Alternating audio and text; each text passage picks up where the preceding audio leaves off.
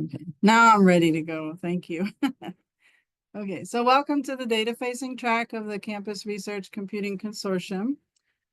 Basically, this is a pretty extensive, multifaceted organization that functions a bit like an ongoing conference, but we have something for everyone. We have the People Network, which is what the data facing is part of, which offers monthly meetings on different topics from different perspectives. So here we're looking at it from the data perspective, but you can join the researcher facing, systems, emerging centers, and strategic and policy facing tracks for information and great talks from different presenters. We have different working groups that are focused on things supporting people in this profession. We have different interest groups that's working on, areas of development. And then we have the operations part. And some of this structure may change. I mentioned earlier that CARC is moving towards being a nonprofit. Right now, it's an NSF-funded organization, but in the future, we'll be a nonprofit and all of the joys that come with that kind of work. I mentioned, I guess, a little more in-depth information about the different tracks. You can think of it again as an ongoing virtual conference where you can check in and get the latest information or education on topics a little more in-depth in these 5 areas. You are in the data facing, but if you're interested in any other tracks, you can always email us and we'll get you in touch with those so that you can attend that information. There's lots of ways for you to get involved. I've been involved, I think, for about 5 years now. As a faculty member in a library, it's been really great for me to have this service opportunities. But for anybody looking to join and influence the profession, there are different ways to get in touch. Sorry, this is in the way. Okay. And then this is our, this is the different steering committees. I think this is a template. This is not the data facing. Didn't update this, apologies. So, and there's more information there. I guess I pulled the wrong template. But anyways, today's topic is HPC 101. It's been something that I, as a librarian who refer people to the use of these technologies, wanted to know a lot more about. And I know we have a lot of people in the room that have expertise, especially Brian and Martin. They're going to be our presenters for today, and they are going to talk through the basics, but then all of you can share your experiences. So Brian and Martin, I'm going to turn it over to you and let you guys start sharing your screen and proceed away. Well, I've got the slides. Let me go ahead and get those set up for share.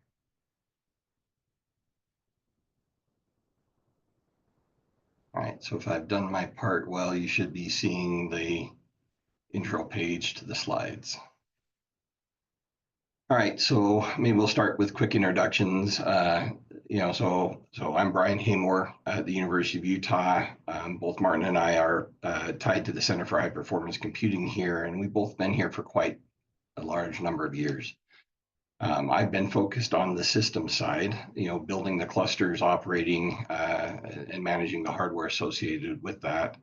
And I'm going to kind of turn it to Martin to kind of introduce himself and his role on our resources. Yeah, so I am a part of the user services group, which kind of complements the systems as we face the users and install the applications and support the applications that the users use. But our work environment here at Utah, we work very closely with systems on coordinating things with respect to how we run the clusters, how we create policies for access and usage of them and things like that.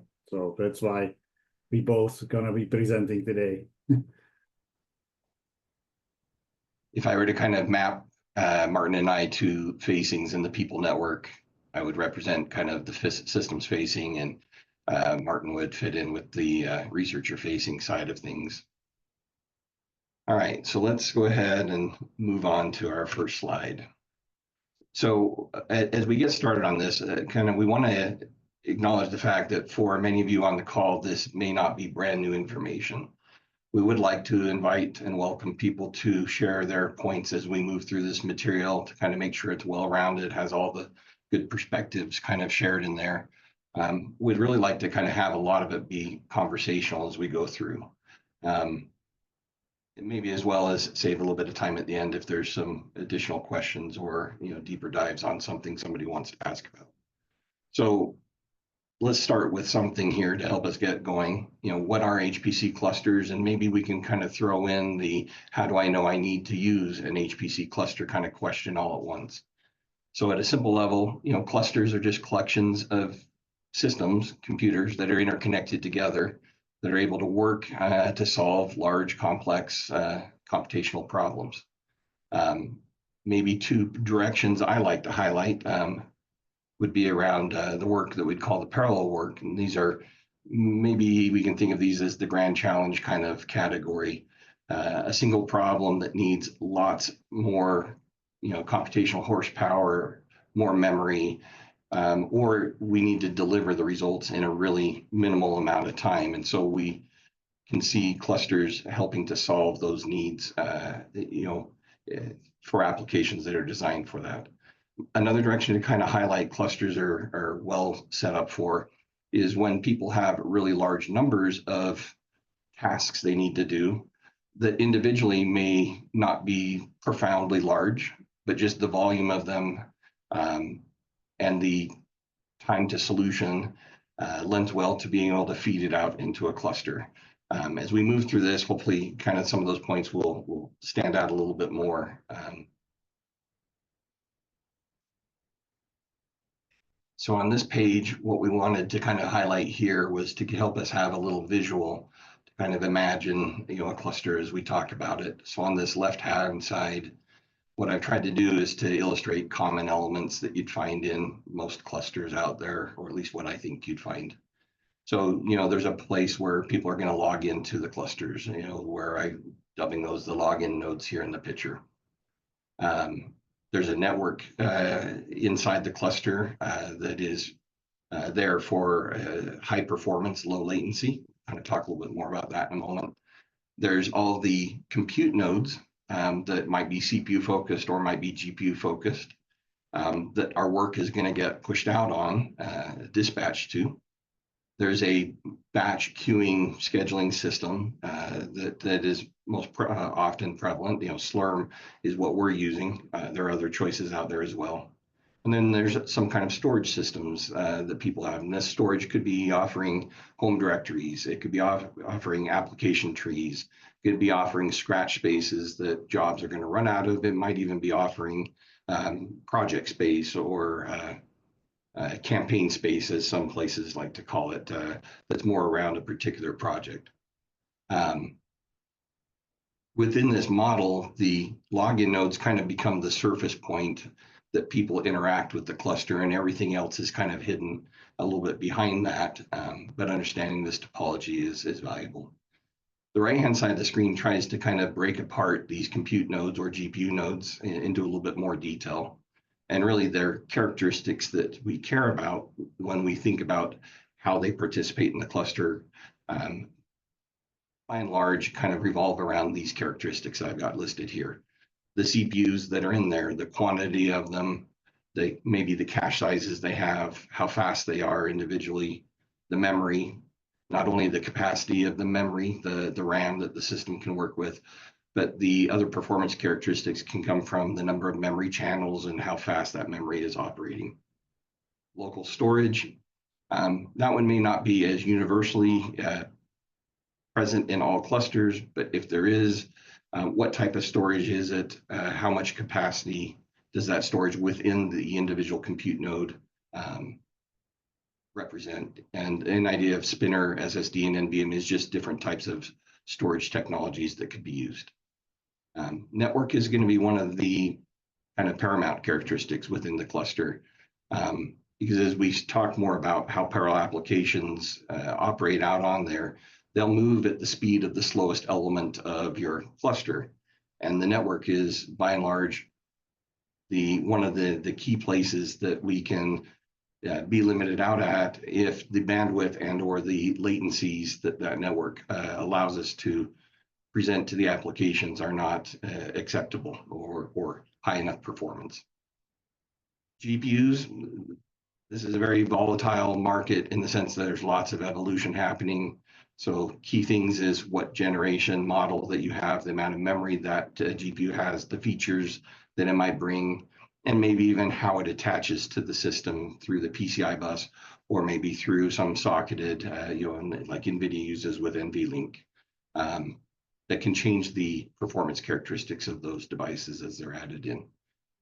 Before I slide to the next one, Martin, is there anything you wanted to add on this one? I would just add that pretty much any of these parameters do affect the performance, right? Like as an example, for the local storage, the spinner disk will be as slow as the SSD will be faster, and NVMe will be the fastest, which actually can make a difference in some applications. An example I can say is you've probably all heard about AlphaFold, which is the protein structure AI-enabled tool from Google DeepMind. So actually, if you run, and part of the workflow of AlphaFold is this pretty large database search for matching the structure that you have to known structures in the databases. And if you run these searches from a spinner local disk, it actually performs pretty badly. And if you have SSD and NVMe, it's reasonable. Yeah? So just be aware of what are the parameters on the compute nodes so that you are somewhat aware of how well your code can perform. All right, so let's step on to the next one. So outside of the hardware components of a given cluster, there's other pieces too, and a lot of those come in the software and other services form. So here, there's a base operating system, some kind of identity access management mechanism, schedulers. We talked about the scheduler batch queuing system, and then monitoring is an often common component, as well as security measures that are put into place to keep the resource reasonably secure for the nature of the environment that it represents. So, Martin. Yeah, so on this first point is pretty much the domain of the sysadmins, right? So you need to have an elevated privilege, i.e. Administrator or root, to be able to do these things. For the rest of the things that you see in a list here, you don't necessarily need to be administrator, and that's in our setting, that's the realm of the user services group, right? So we basically start from the base system that the sysadmins provide to us, and then we install the programming tools for those. In order to create a program, you have to have the tool to create it. So the compilers will create the binaries, right? Debuggers will help you to find bugs in the code. Profilers will time the speed of the application to alert you of possible slowdowns you might have in a code and help you to rewrite the code so it's faster. We do consulting like this on a one-by-one basis with our users, but these days really most of the people are using the interpreted languages like Python or R, which have their integrated development environments that have built in these debuggers and profilers. The compilers kind of going a little bit out of the picture because these Pythons and Rs and so on and MATLABs, they are kind of pre-compiled.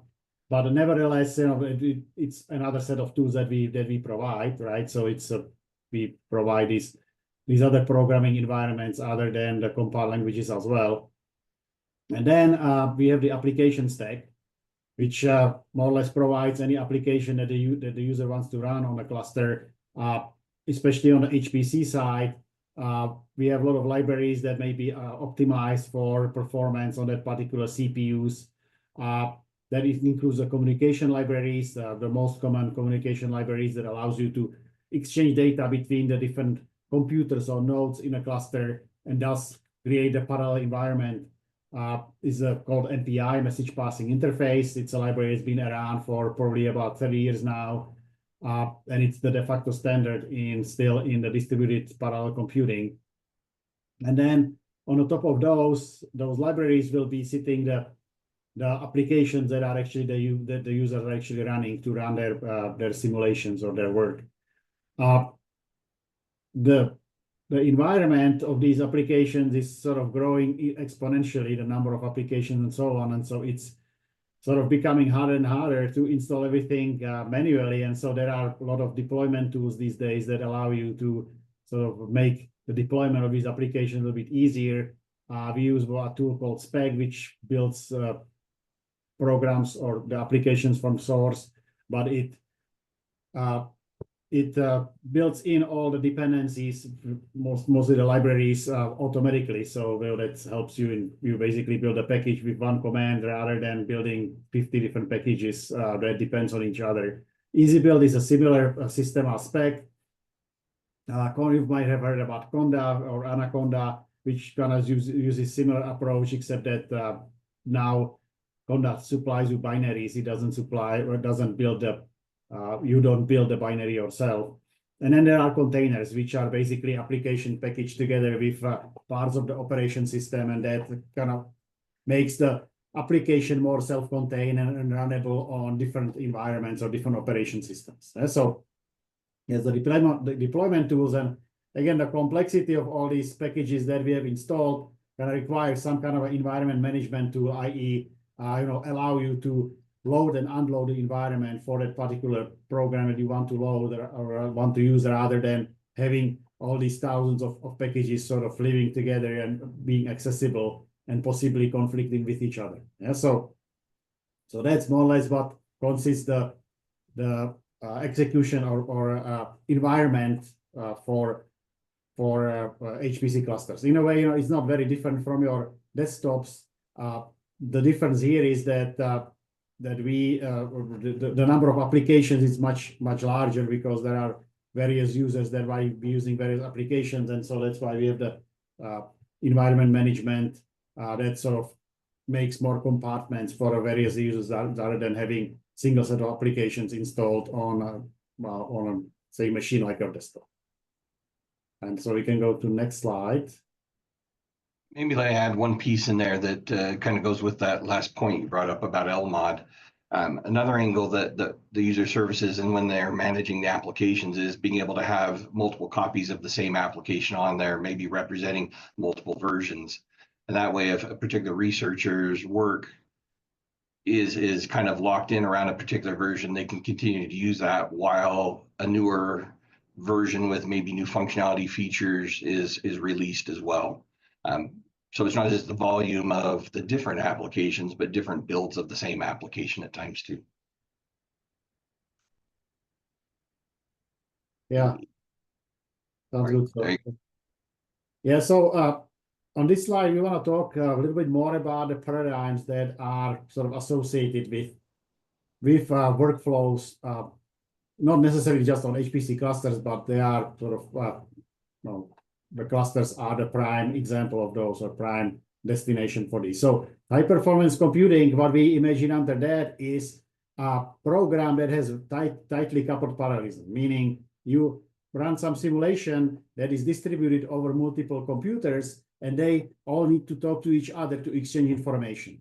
Example of that would be, let's say, weather forecasting simulation. You have your 3D cube or 3D part of the Earth, and each compute element or each node or each CPU will have a subdomain of this domain. And in order to update the various physical variables that the simulation might be computing, you generally need to exchange the information between the neighboring elements in that domain, and that way that then requires a lot of communication between these different CPUs which run on different parts of the domain, and that does tightly coupled parallelism. So for that, you need a fast local network that we've mentioned in a couple slides above, right? And that's more or less the defining feature of the HPC clusters, that you have some fast network that connect the different compute elements and allow you to run these tightly coupled parallel problems efficiently. Yeah, so that's the HPC workflows. We can also have another set of applications where we run stuff in parallel, but now these parallel tasks are independent.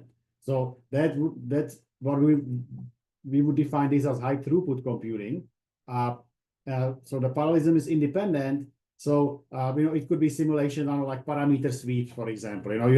You run a simulation that you want to run with 1,000 different parameters, and from that you can pick up some optimal solution or something like that. And all these simulations can run independently of each other, but it would still take you a lot of time to run these sequentially on a single machine, let's say on your desktop. Yeah, so then you will migrate to the HPC cluster and run these on the HPC clusters, except you will not be using now this fast, expensive network that the clusters are sort of trademarked for, right? And so in a way, it is a little bit of a inefficiency that way, but on the other hand, it's a legitimate workflow, and so we still support that.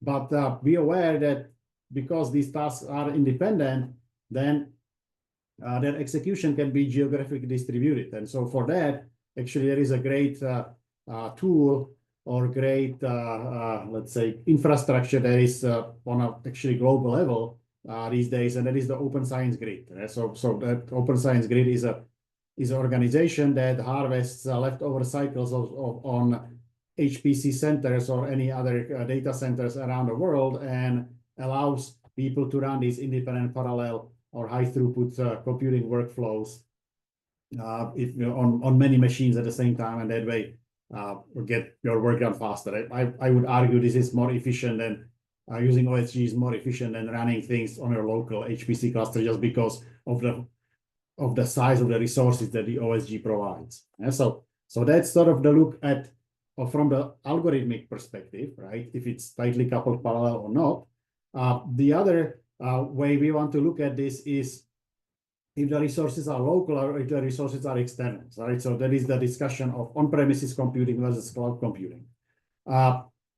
Generally, the on-prem is more cost-effective if you can keep these computers busy all the time. And so that's generally in our academic HPC centers, that is the case. We tend to be oversubscribed. So we have more users trying to get stuff working at the given time than what is the amount of resources we have. And so at that point, we argue we are more cost effective, and that's actually has been proven by many different studies. The cloud computing, on the other hand, may be better for sporadic usage. So if you have sort of a bursting way of running your computing simulations, it's not really cost effective to keep a big resource sort of inactive a lot of time for a long time. So that's a very efficient or effective use of the cloud. Just we have to be aware that the management of the cost can be complex because there are many different instances of these cloud computers that are out there. Many different ways how to set up the actual instance to run your simulation. You have to be somewhat aware of or savvy of spinning up these virtual machines that are running the cloud instances. The billing might be an issue, right? Because this is generally the academic HPC centers provide the service kind of for free, right? Or we are getting paid by the various overheads that the grants provide and stuff like that. And yeah, so with the cloud, you have to be aware of the billing. And then, but finally, another sort of good selling point for the cloud is that it has many hardware choices. So they pretty much have any hardware. You can think of various types of GPUs, various types of CPUs, which your local HPC center probably will not have, because we tend to buy sort of a set of hardware that we validate, and we are confident that it will provide a good performance. And so we don't really have that wide of a variety of hardware choices as the cloud might provide. And we have a quick question here, which is actually fitting. What's the difference between high throughput computing OSG versus high performance computing versus in terms of performance? The OSG really is fit for the independent parallelism, right? And you're kind of randomly assigned, well, no, I shouldn't say randomly, you can specify with OSG what type of hardware you want to run on. And so, and that is probably the most defining factor of the performance is, what hardware you're going to be running on the OSG versus on your local cluster. If your local cluster has really like the most recent compute nodes with high performing CPUs, you will probably get a better performance or faster return on your HPC center.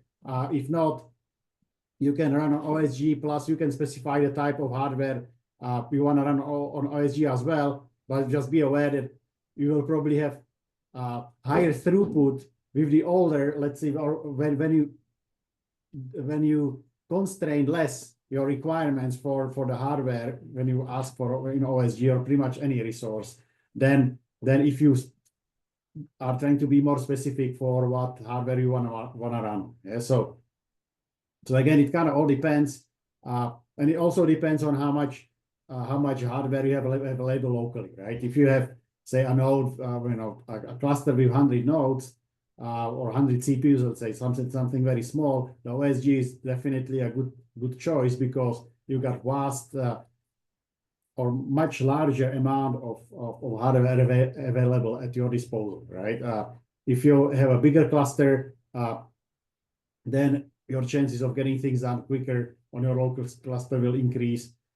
And it's kind of the learning curve is a little bit less on a local cluster, right? I mean, you still have to learn how to submit a job, but we provide many different ways how to do that. They are a little bit easier, as opposed to an OSG. You have to sort of create your own scripts to run and stuff like that.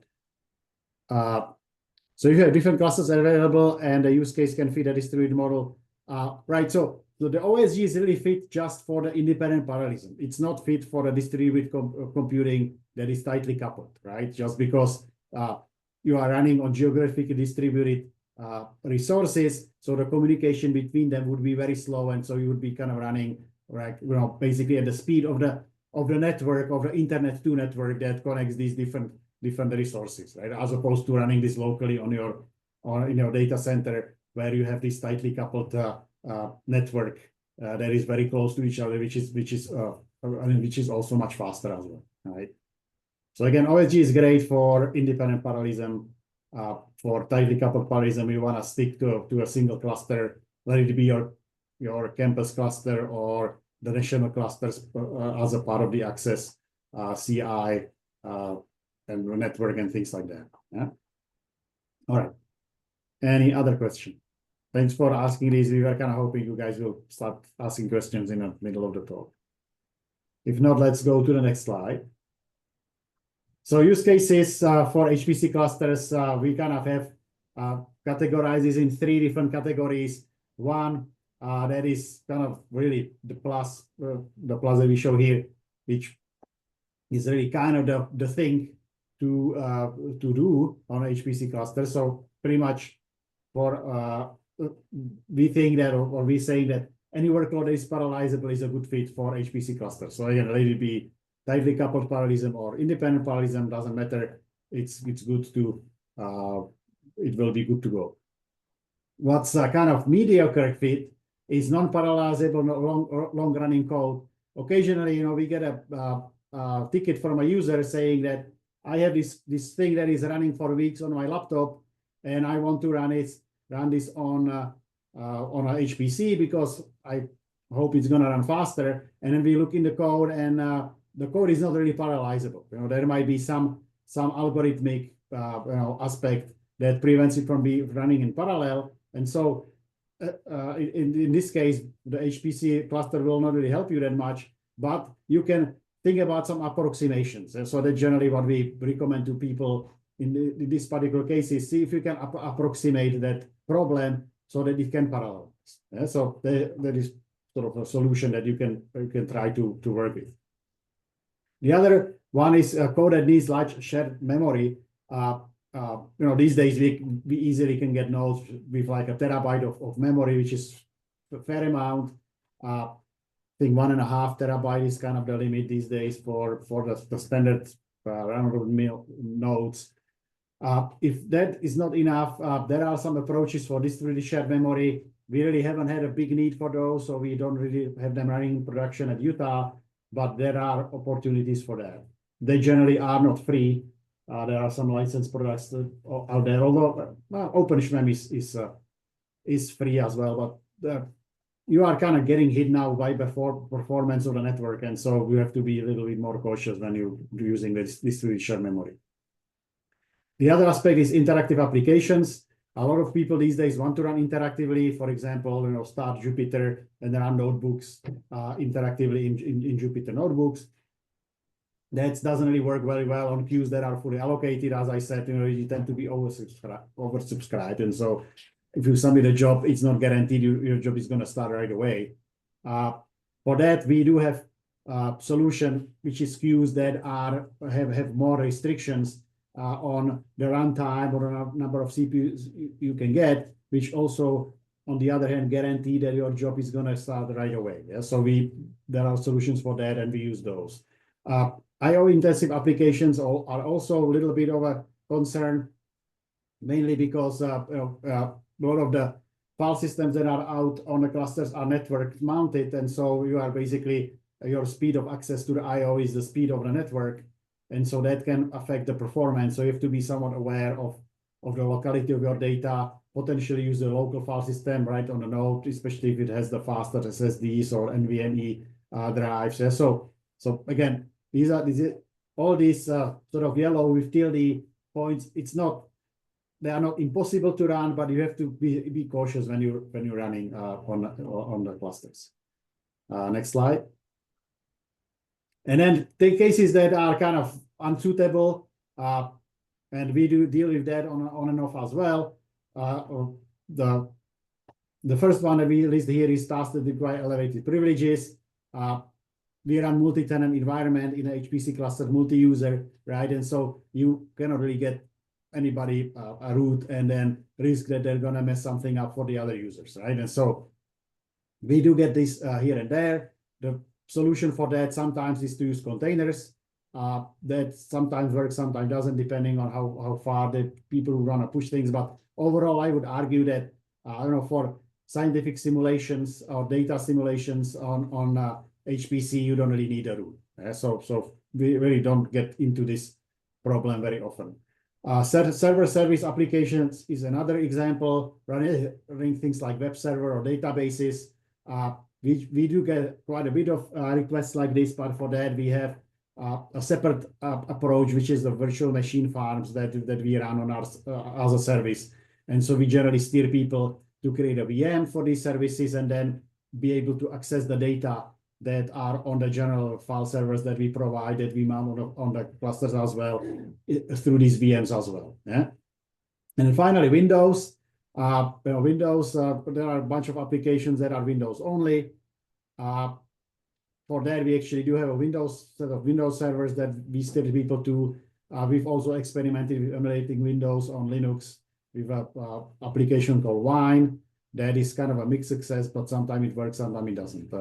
But we're still kind of looking into this because we would love to have a sort of a scheduled Windows provided environment that is that separates users from one another, because these Windows servers that we run, we periodically get users overloading the servers and crashing them. And so if we could just separate each user on a separate Windows server, they would just crash that one server and wouldn't affect all the other users. Yeah? So that more or less is the list of the unsuitable or not really suitable cases for HPC. Next slide. Execution models. So as I mentioned, we need to submit jobs, right? And so really the best fit for this is the non-interactive sort of approach, where you, some will say fire and forget, right? You submit a job script, which programmatically defines what you want to run, and that job will sit in a queue and get executed only when the resource gets available, which is the advantage of that is that you don't need to attend this execution. And so the job can start in the middle of the night and run to completion without you having to even worry about it, right? And so it's pretty much useful for any applications and simulations that do not require attention. I would say still 90% of our users are running this way just because it's so much more convenient. You can automate things better too, right? You can run hundreds of these simulations with a single submission command or something like that, right? So it's much easier to scale these simulations if they are on interactive. Interactive applications definitely are getting more and more ground because of the popularity of the notebooks and the Visual Studio Codes and things like that. these are applications that do require interactivity. We provide those, right? We support those, but they do require immediate resource availability, which basically means you as a user have to be more judicious into what queue you're submitting this job. And furthermore, they are very useful for classrooms or trainings. We do support quite a bit of these as well. Generally, we either steer them to these sets of partitions that have the guaranteed interactivity, or if that's not enough, we create reservations on a set of resources so that the class can then have guaranteed access to these resources during the class time. Next slide. And so now we listen to Brian again. Yeah. So now we want to kind of cover a little bit about interacting with the clusters. So our first little example here is kind of showcasing the de facto kind of normal CLI with a lot of text that takes a lot of training, understanding to kind of get somebody up to speed so they feel comfortable to navigate it. It's still a very prevalent way that clusters are accessed and consumed, but as we kind of see newer areas on our campus start to utilize it, this is one of their biggest pain points. So we end up kind of offering a few other choices along with this. So the next one is we have been offering open on demand for quite some time. And this one takes that same problem that we just looked at from the CLI and turns it into a web interface that allows users to log in and have what the left-hand side of the screen is showing a selection of applications. There's also a menuing up at the top that lets them navigate out and ask for what they want. And say they wanted to run MATLAB. They can go up there and choose it. It's going to pre-populate kind of the information about the job. They can change a few of those if they want, but all the answers there. And then they can hit go, and they could literally be dropped out onto a compute resource, and there's the MATLAB app just sitting there, and they never actually had to touch really Linux under the hood to be able to get their hands wet and get started. But users can start sessions that would let them have full control, and the CLI kind of access as well. So on-demand has really been a benefit for us in trying to soften that initial learning curve hurdle and to meet specific needs. The third one I'll kind of highlight is we use a tool called FastX. BNC Solutions can kind of do the similar thing. You can think of this as something like a Windows RDP, but on the Linux side, that does allow users to connect to that login node. And from there, they still can have full access to that CLI experience if that's what they wanted. But it also lends well to handling, like on-demand does, the graphical applications, where the normal SSH CLI trying to do anything there graphically can be done in the right case, but it usually has performance and or other challenges associated with it. So these are the three main ways that we try to make the resources accessible to the end users. So yeah, I'm going to take this one, Mark. This is mine, right? So we pretty much talked about the clusters and access to them and how people run on them, but sort of another critical aspect is the training and support, right? Because people need to know how to use these systems, and so we do pretty much things that everybody else does. We have documentation, right? So we have web pages which provide some basic information how to access the resources, specific information on various applications, really extensive page about Slurm and different options for submitting the jobs and things like that. Aside from that, there can be asynchronous trainings and videos. We don't really have asynchronous training that would kind of let you step through things, but we do have a bunch of short videos that people like, which graphically describe various aspects of accessing and running on these resources. We run quite a bit of live trainings, either lectures or hands-on. Lectures meaning you basically sit there and listen. Hands-on is that you actually execute things as well. We run these either twice or 3 times a week for an hour, pretty much throughout each of the semesters. So we have probably 30, 40 different lectures that we sort of cycle through. And we record these as well, and we give them out on demand for users. And then there are a lot of community resources, right, that kind of sprang up over the last couple of decades. Access being the main umbrella, sort of, the big National Science Foundation funded project that provides both research computing and research computing support from various HPC centers across the country. CARC, our organization over here. There are a bunch of regional groups. We are affiliated with the Rocky Mountain Advanced Computing Consortium, I believe is the title, RMAC. And I know that there are many other ones in other regions of the US. And there are also interest groups, the US Research Software Engineers, the RSG, Open Science Grid. This is the RRCOP, that's the Regulated Research Interest Group for regulated research and things like that. Yeah, so just be aware that these resources exist and use them in your local HPC center. Next slide. Common support challenges. The biggest challenge is the difference from local computing. So people come from the desktops and they don't really expect that the data are network mounted, for example, so they are not aware that no matter what machine on our systems you log into, your data will be the same. Yeah, so that's we generally have to explain that, and it's pretty quick. People get that pretty quickly. The compute environment, right? So the applications are not available to you by default. You have to load them as modules, and so people need to learn to use the basic module commands. And the scheduling. A lot of times people log into the logging node and they start running right away, not realizing that they need to submit a job. So we do have some guardrails set up with an application that watches the compute usage of the logging nodes and sends people alerts if they start overusing those resources. So that's sort of the technical aspect, or the organizational aspect of migrating to HPC.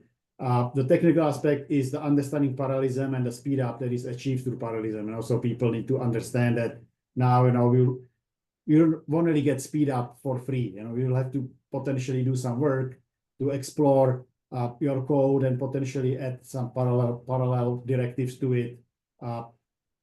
Be aware how many parallel tasks you can run efficiently and things like that. Yeah? So we generally offer people consulting on that, help them out with figuring out what's the optimal execution model that they can use.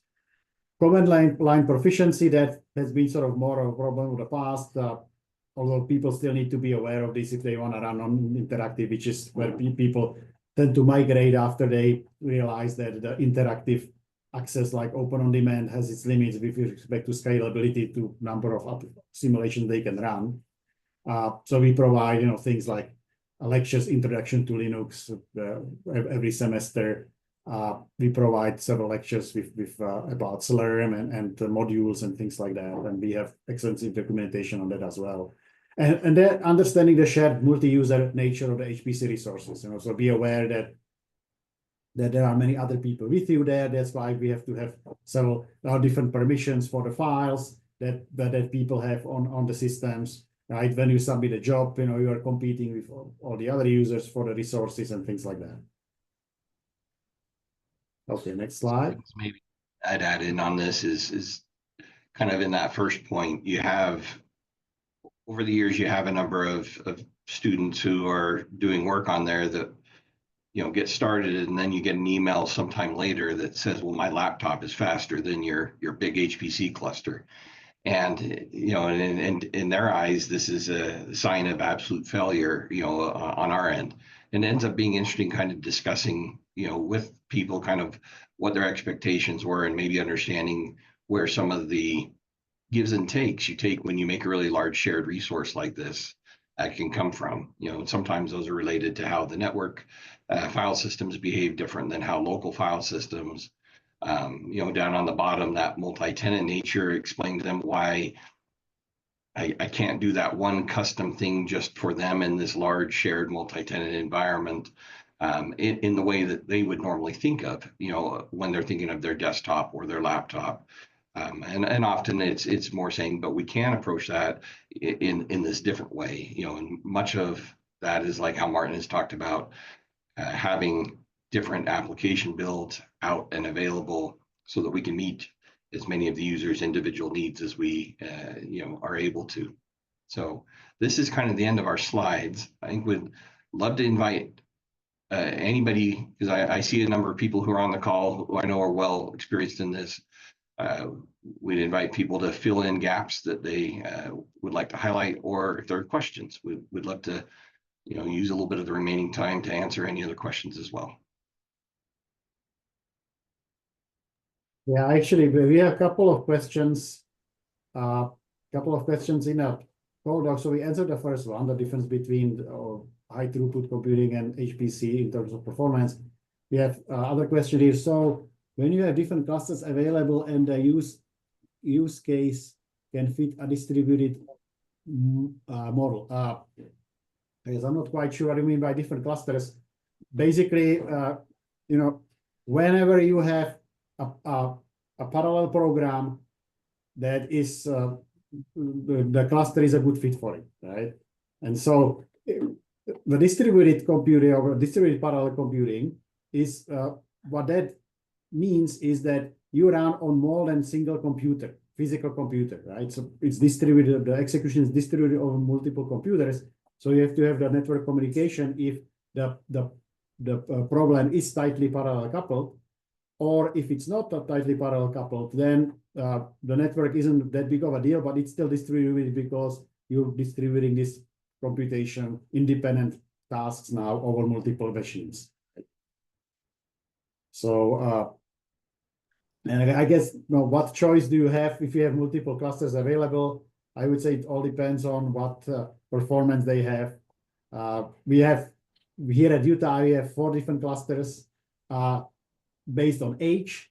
Yeah, so generally you get the best bang for your buck if you go to the newest cluster, which is the fastest CPUs, but then of course everybody else has the same idea. So you have much more competition for the runtime on the newest cluster, which is the fastest, than on the oldest cluster, which is the slowest. And so it's up to the user, to figure out all the pros and cons of running here and there, and figuring out where they get the best return, or when they get their stuff done faster. Yeah. So the question about that just got added to the chat: if HPC has powerful I/O, why wouldn't a database application be fit? One of the ways I guess I would acknowledge this is when you look at the way the batch system is operating the cluster, you can think of it like hotel, and you have a reservation service system. And so as the jobs are lining up, they're given a reservation of sorts out on these available rooms, the resources. And so the idea is the job would start and a job would end.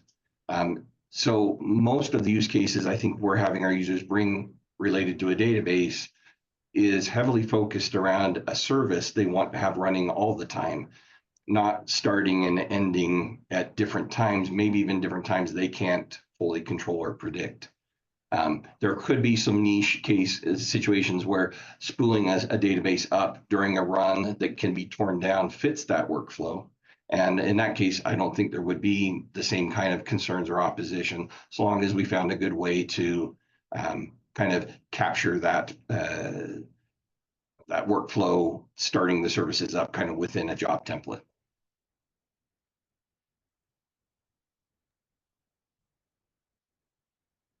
Yeah, so basically the database would be a service, right? So you kind of request some return of the data from it on and off. But as for the HPC, really, we need to run, or things are running using the resources all the time. There was something else I wanted to mention. Oh yeah, so we have a reply here from David about Dask and multiprocessing for Python. We do run intro to parallel computing as a lecture every semester as well, where we talk about the various ways how you can write parallel code, not just with Python. We're pretty much focusing on or not any, but on the popular things like C, C++, Fortran from the compile languages, Python, R, MATLAB on the interpreted languages, just to give people some basic idea from where they can start, and then we generally take it from there and do in-person discussions if they need to sort of look into more details into this. And there are many resources out there, right, nationally out there, right, for various lectures on parallel computing, things like that, or parallel programming. Ken added a good comment down in there. So maybe to go back and be a little bit careful kind of with how the material Martin and I had, we kind of called out databases and web servers more as talking points or references. Not all cases of either of those may be an absolute no in a cluster. And there's definitely other things outside of those two categories that in a service kind of focused fashion may not be a good fit. So there's new emerging approaches to how databases are run that could be a fit. So it really is a case-by-case basis on how the user wants to use the software, and then maybe the characteristics of that software. This is where I would say, you know, when a user does show up with this, the dialogue tends to engage with our user services side first. What Martin, you know, is representing here, as they look through what we can do there, then they'll usually loop in the systems team. And often this is kind of where we're looking at how to do something different and new, maybe than the way we've done it before, trying to answer the question of, can we find a meaningful way to fit this in? If we can, we explore with the user. Some of that comes in with is the end result performant in the way that it's wanted. You know, I'll occasionally throw out the kind of the phrase of, from our perspective, that the end users, the researchers' success is our success.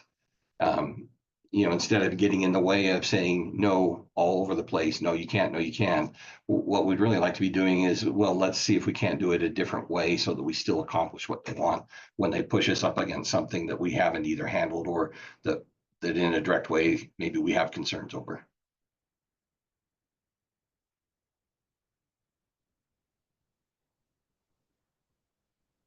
We're getting close on time. Are there any other questions or contributions anybody wants to make?